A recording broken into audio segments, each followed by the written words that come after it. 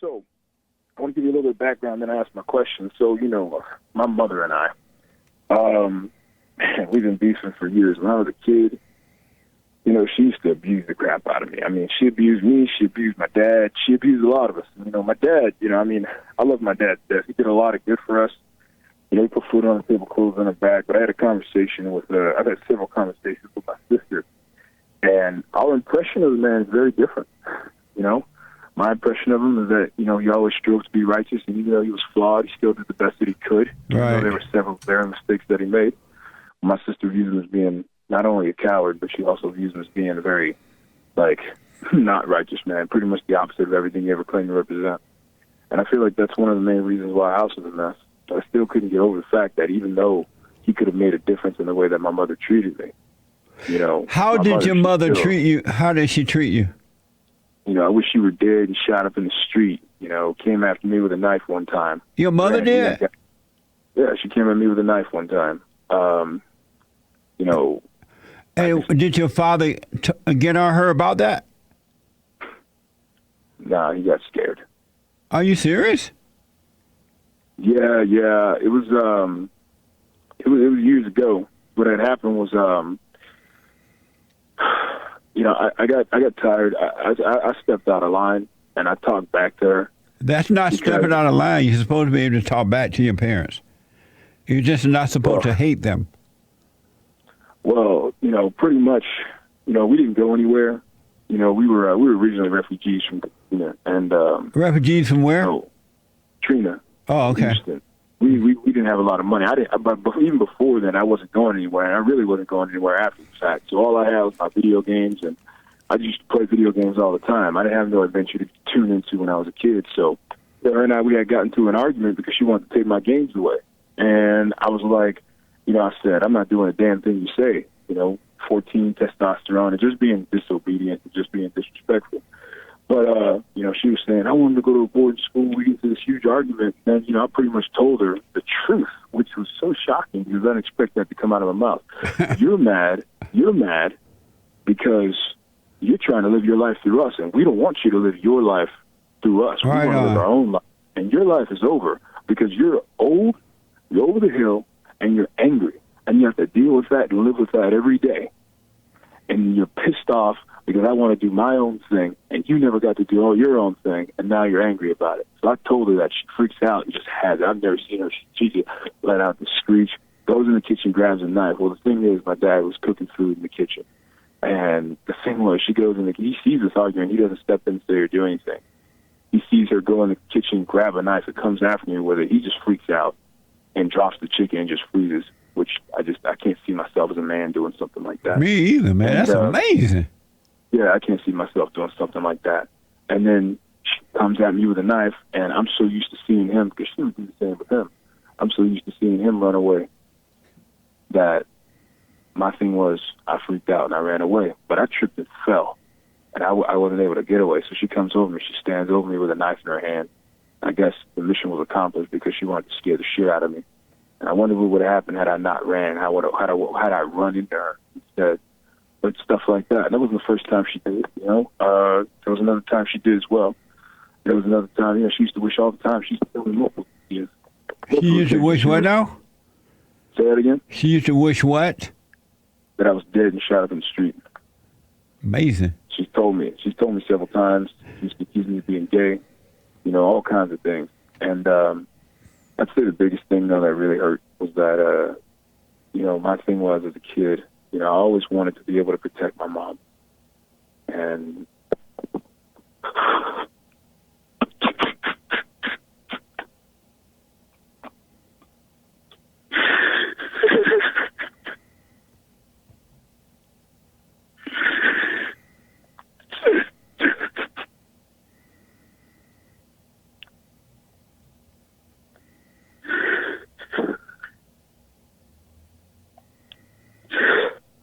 I couldn't figure out for the life of me why she hated me so much. You couldn't do what now? Well, she hated me so much. Yeah. And the only thing I could think of was when I was a kid. So this is the story I was told.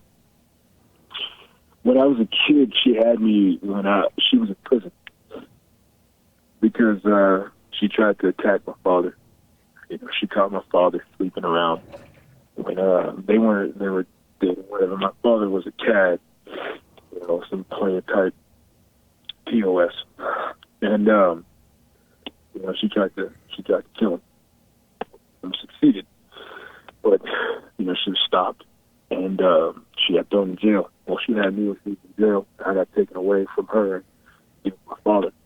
And, I've always had a bond with my father, even though he makes all these mistakes. But my mom always felt like this person that just didn't belong there. And, we had gotten an argument 4 years ago last time her and I spoke. She says to me, you never imprinted on me like you did with your dad. So we never built a relationship. I didn't hold you when you were a baby. He did. And he and your grandmother had me. I never got to really, build. You never got the imprint on me. So that's why we never were close, and it's all his fault. And I just feel like throughout my entire life, my parents have been trying to pit one against the other. And I always sided with my dad, not because he was just my dad, but because I felt he was always in the right. Because my mom was hysterical and my dad was more level-headed about things. Right. My dad just made sense to me. Yeah. He always made sense to me. But then the older I got, the more I realized my dad is flawed too. Yeah. And right now, they're both miserable people. I don't know anyone on earth. I don't know maybe one person on earth that's more miserable than the two of them. And I guess my point is that relationship with my mother has colored every relationship that I've ever had. Of course. With women in life. Yeah. It was the first woman that I knew. I mean, she beat the hell out of me. I got spankings, and I remember my sister getting spankings like crazy. She's in the kitchen, man, getting the hell beat out of her. I would go in the kitchen after the fact, and I mean, I would see these thick black streaks on the ground on the kitchen floor where the belt had hit the ground. And in hindsight, it was like the only thing I could think of was it wasn't us she was beating, even though she was beating us. It was herself. Yeah. And this whole time, I mean, I'm 29, man. I'm 29 years old. I've been carrying this around with me for years, all my life, damn near, man. And, the reason I called you is because I see a lot of men. I don't care who they are. I don't care where they come from. If a man has balls to call you and ask you a question about something like forgiving their mom, or just period anything, you would agree that you don't have all the answers, but you've helped a lot of men out. And fruit and results, they speak more than anything else on this earth. Yeah. And my thing is this. If you have anything to say to me as far as me forgiving this woman is concerned, I can't live like this, Jesse, man. I can't keep hating my mama. I can't keep hating my mom. I can't keep hating my dad. I can't hate myself anymore. Because I just realized throughout my life, because I've been holding on to this, it's in one way or another just stopped me from living my full potential. And I gotta let it go. I feel like Pilgrim's Progress, man. I've been carrying this burden for years, and I'm just trying to get my butt up to the mountaintop. I've been saying that to everybody that I know. Even if I got to tear the sky open, man, I'm going to reach the mountaintop. I've been saying that for years. That's been my mantra, my motto. I'm a 1 in 10,000 individual. I'm not going to freaking just fail in this life. I can't get faster and further than what I am if I carry the burden wherever I go. So I'm like, hey, it took a lot of pain to get to this point. But I gotta get it out. And I gotta drop this burden. And, I prayed about it. But I never really. And I've tried to call my mom. I called my sister a couple nights back, and I said, just because of everything, I've been through so much crap in the past couple months, I can't even begin to describe it. I won't. But I'm like, man, one of the things I talked to with my girl was, I'm gonna make it a point to forgive my mom, because it's gonna be real hard to go further you or anything or anyone if I keep holding on to this. Yeah. So I'm just like, hey, Jesse, man, you know, I mean, you taught a lot of people how to forgive their mom, and I'm not even kidding. Right before you called, I sent a message to a man who's been like a mentor in my life, and I said, I'm going to forgive my mom today. And I was about to call her, but I'm like, you know, if I do this, I'm going to do this right. So let me call a man who's been talking about this since I started listening to you 2 years ago. And let me give some insight on how to do this. Because I can't and I won't. I absolutely freaking refuse to be angry at my mother. I don't want to do that any longer. I refuse to carry this burden any longer. If I'm going to sprint, I can't be holding a 500-pound rucksack full of hate and resentment and anger. Yeah. I can't be carrying that crap. And so what's your question for me, Jack? How do I forgive my mom? Number one, so let me ask, and then I'll point the way for you. So are you living on your own now? I've been on my own since I was 20. No. How's that going? Are you like working and have your own place and taking care of yourself? 2 businesses and a job. Right on. So one thing I want you to know, you have had and are having an amazing life. Had not you gone through what you've gone through, you wouldn't be seeking the kingdom of God right now. And so be grateful for the life you have had. Don't be mad about it. Even though she may have meant it to hurt you, it's really helping you. Because some people have to go through major pain in order to cry out to God, to seek the kingdom of heaven within. So he has been with you all the way. That's why you've got to this point, and now you're about to come into his kingdom. So you're doing fine, man. You have an amazing life. I appreciate that, Jesse. I really do. It's just that Satan got you thinking, oh, just so bad. But it's really not. It just brought you to this point. Number 2 is that all women hate men. And the reason they hate men is because of the order of God. God in Christ, Christ in man, man over woman, and woman over children. And they hate the Son of God. So your mother hate her father, according to what you've said, but your mother hate her father, your father, and all men, because her mother turned her away from her father. And so, and by you being close to your father, she hate that, because mothers hate it when the children, boys and girls, are closer to the father than they are to them. And it's not the mothers per se, but it's the spirit of Satan that made a home in them. And Satan hate the image of God. So you're not alone in going through this. It's the way it is. And you can overcome it by realizing your mother cannot help herself. She's filled with the nature of her mother, which is of Satan. So she literally cannot help herself. She's become her mother and not herself. If your mother could have done better, if she could have loved you, she would have. But it's not in her to do it. She literally can't help herself. And by you having all this anger, you know how she think and how she feel, because you have this spiritual identity of your mother. She recreated you in her image. You're not yourself. And so seeing that you can't help yourself, it would allow you to see that your mother cannot help herself. And because you resent her for it, it separated you from God. When she separated you, tried to turn you away from your earthly father. So all you got to do now, I would recommend, if you can FaceTime with her, to FaceTime with her. Because if she's that dangerous, I wouldn't want you to go in her presence, because she's going to hate the idea of love.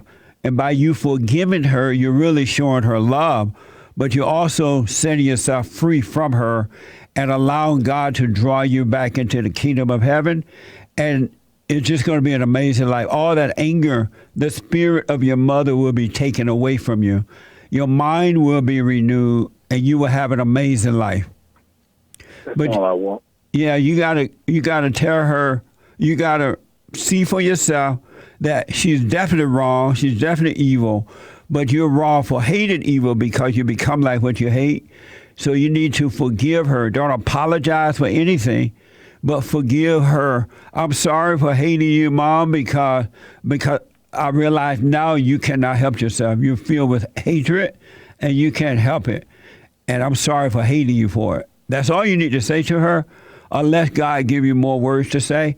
And then forgive your father for not protecting you from her, because he can help himself. He was involved with his mother. Your mother is his mother, the same spirit. And you can, from that point forward, man, your eyes will open up clearly and life will become amazing. God love you. In him, there is no hate, no anger. He only has love, and he will work through you with his love. And it will be as though you don't have a past or a future. You just have now, and now is amazing. But you got to forgive her for she cannot help herself. I understand.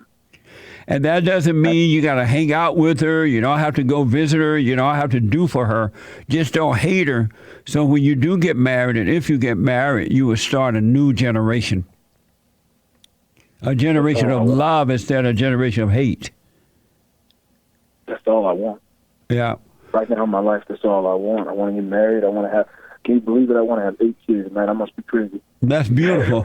I want to have. I wanted wife, 10. 10? Yeah. You know what? You wanted 10 kids, and you ended up getting more sons than you could ever ask for. I know. It's more than a mind can imagine, man. But you're right there, Jack. You're on your way. And just be grateful for what you have gone through, and the fact that you are at this point, that you understand it's a spiritual thing, and you need to forgive her for what she's done. Don't hate her. Don't agree with it, but don't hate her. And then women will not be your God. And the next woman you get involved with, or any woman, the order will be there. You will guide them. You won't need them. They will need you. I understand. So you want me to FaceTime her? I got a phone number. I don't know if she'll be able to FaceTime. I could try, but if you have to call her. Yeah, if you want to call her, you can. But I wouldn't recommend, if she's that mean, I wouldn't recommend you go around her, because she already, according to you, she already hates your father, so she hates you. She hates your sister. She's filled with evil. And if you go there to apologize for hating her for what she is, she may take your life. I don't know. I don't want you to put your life at risk like that. I understand.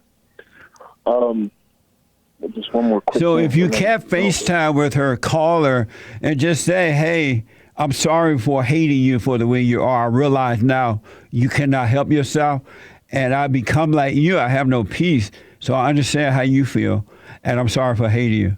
And go on and live your life. My sister was telling me that sometimes when people are manipulative like that, they can they know even years after the fact, especially if you haven't forgiven them, that they're still, whatever they did to you, it satisfies them because they know that they're still working in you, and they still have that effect on you. Yeah, her spirit made a home in you. But once you forgive her, God will take her spirit away from you, and no woman, no female spirit can ever do that to you again. They can't manipulate you. They can't deceive you. They can't do anything, because your nature will be of your Father's nature, which is of God. And in him is all light. It allows you to see everybody and to see where they're coming from. They don't even know you can see them, but you can see where they're coming from. It's going to be impossible for anyone to deceive you. And if they do, they will only do it for a while, or you will eventually see where they're coming from. So she will not be able to manipulate you once that spirit is taken away from you. And I'll have clarity on everything. Yes, on every aspect of life. Even if it's painting a house or buying a house or buying a car, you will be able to see how to do everything in the right way. And it won't be out of your head. It will be from the heart. God will reveal it to you. Jesse, I know we don't know each other that well, but thank you for picking up the phone, and thank you for believing. Thanks for believing in me. No, man, I know where you're coming from, and you're going to be fine. Are you doing my silent prayer video?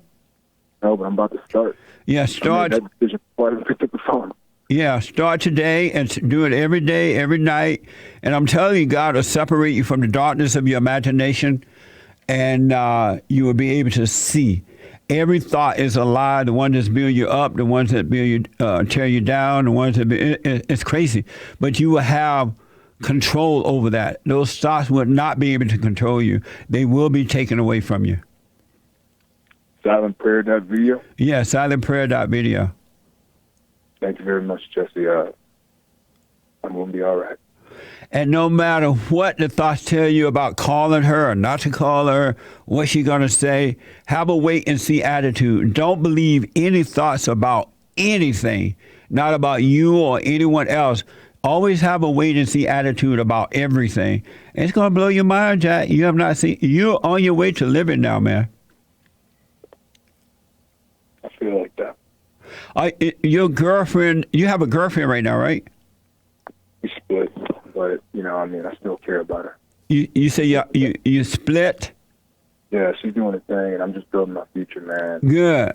Yeah, I was going to say, from now on, no sex before marriage because you don't want to be pulled back into the woman's world. Wait until you get married under the umbrella of God, and He will protect you from going into her world, and you will be fine. I understand. So let me know how it goes, Jack. Yes, sir. You have an amazing life, man. Be grateful for all things. So be grateful for what you have gone through. Be grateful for where you are now. And as life moves forward, have a good attitude about all things, even those things that seem bad. But it's a tough time that's causing you to cry out to God. I understand. God bless you, man. Have a great day. Any other question for me? No, I got everything I need. Let me know how it goes, all right? Yes, sir. I wish you well, Jack. Thank you, sir. All right, buddy. Bye. Bye. Amazing. Really amazing. And all it is for is that spirit that come from the mother. That's why God said you must be born again of the spirit. You've been born of your mother. Now it's time to be born of your father. And that's for men and women, boys and girls. You got to return to the fathers. And it's not about, you can read the Bible. I was talking to a woman, a family member, over the weekend, and she would quote the Bible like 90 going north. And people have been praising her in it, and now she thinks she's like, got the mindset of God, and you can't even talk to her. And I'm like, wow, you won't even listen. She's just a Bible thumper, and life is miserable. But it ain't about reading the Bible. It's about being born of the Spirit. Everything you are, everything you need to know, freedom is within, bro. So, Jack, I wish you well, man. I understand. But it's not a big deal. You're fine. God is with you. God is with you. Amazing. And don't forget to like, follow, tweet, subscribe, and share the Jesse Lee Peterson radio show, folks. We really appreciate it. We are at war. It is a spiritual battle for the soul of America. And it's going to take all of us to do it.